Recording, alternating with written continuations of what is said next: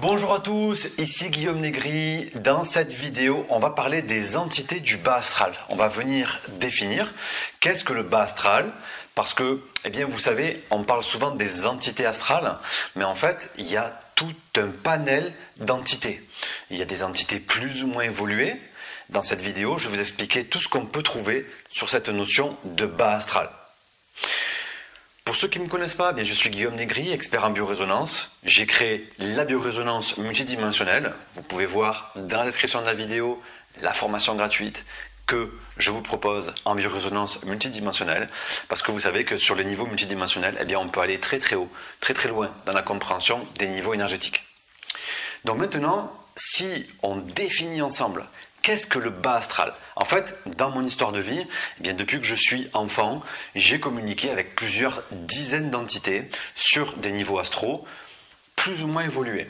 Donc, les entités du bas astral, en fait, on va pouvoir les définir avec plusieurs éléments.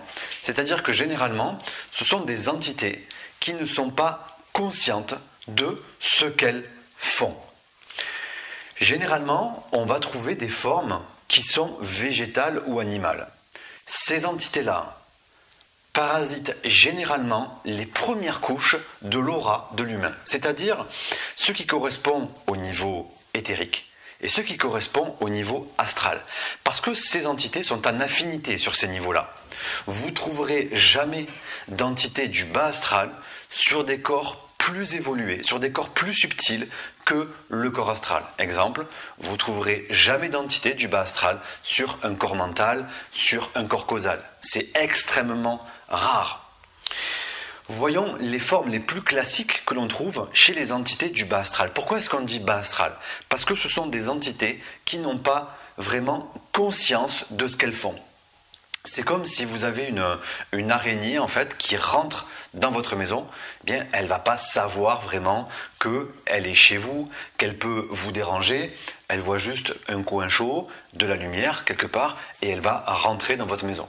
C'est son rôle. Disons qu'elle n'a pas d'autre choix, elle remplit juste son rôle. Les entités du bas astral fonctionnent pareil. Ils vont se nourrir d'énergie éthérique, d'énergie astrale, avec un certain niveau de fréquence. Donc, si vous voulez, les entités qui sont sur ce niveau-là n'ont pas le choix de vous parasiter ou pas. Ça fonctionne comme cela. Donc on peut voir plusieurs éléments.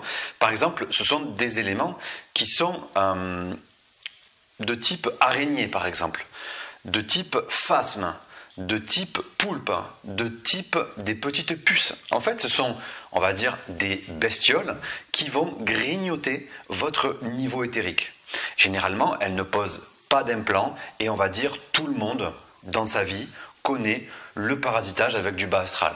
Ça peut fréquemment arriver quand vous rentrez dans certains lieux qui sont chargés, quand vous pouvez rentrer dans des lieux où il y a eu potentiellement des énergies en stagnation, c'est-à-dire même des énergies émotionnelles lourdes, et même des lieux qui sont même sales. D'accord ? Également, ce qu'on peut noter dans les entités du bas astral, ce sont les défunts humains. Le cas des humains est particulier parce qu'on a la possibilité, une fois qu'on est dans le plan astral, une fois qu'on est désincarné, on va pouvoir se trouver dans des niveaux astro-spécifiques.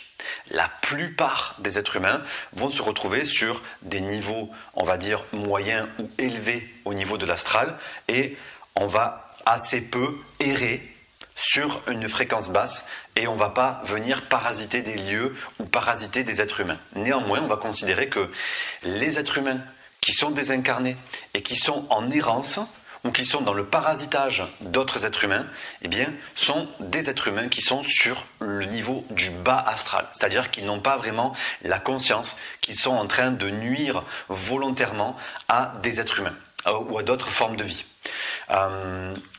Personnellement, j'ai pu rencontrer des dizaines d'entités humaines sur le plan du bas astral. J'ai communiqué avec eux, je les ai également perçus parce que quand vous communiquez sur un plan éthérique, votre mental en fait va modéliser l'entité avec laquelle vous communiquez et donc j'ai pu discuter avec des êtres qui sont morts depuis 50, 60, 70, 80 ans et la plupart du temps ce sont des êtres qui ne savent pas vraiment qu'ils sont décédés, ce sont des êtres qui sont potentiellement morts dans des niveaux de conscience assez bas ou qui sont morts de mort violente. Une des dernières entités avec laquelle j'ai communiqué, c'était une femme qui était décédée il y a à peu près un siècle, qui s'était défenestrée. Elle n'était pas forcément plus triste que ça, mais elle était en totale errance. Elle ne comprenait pas vraiment où elle était, ce qu'elle devait faire et ce qui se passait. Donc ça, ce sont des entités, si vous voulez, ce sont des niveaux de conscience qui sont en errance. Et donc, on va les placer sur le niveau du bas astral.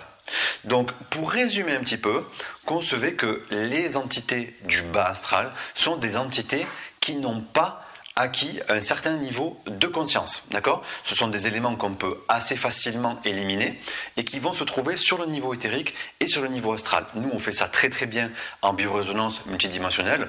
On peut nettoyer ça en quelques secondes. Quand vous nettoyez votre corps éthérique en biorésonance, ça va vous prendre à peu près 30-40 secondes et vous pouvez détacher toutes ces entités qui sont sur votre corps éthérique. Et si vous avez ces entités sur le corps éthérique, eh bien ça peut générer de la fatigue, de l'inflammation, du brouillard mental, de la dépression. Donc elles sont parfois responsables de problématiques physiques, émotionnelles et spirituelles. Dans la prochaine vidéo, on abordera les entités du haut astral. Donc pour ne pas la rater, inscrivez-vous, abonnez-vous à la chaîne. Et moi je vous dis à bientôt dans la prochaine vidéo.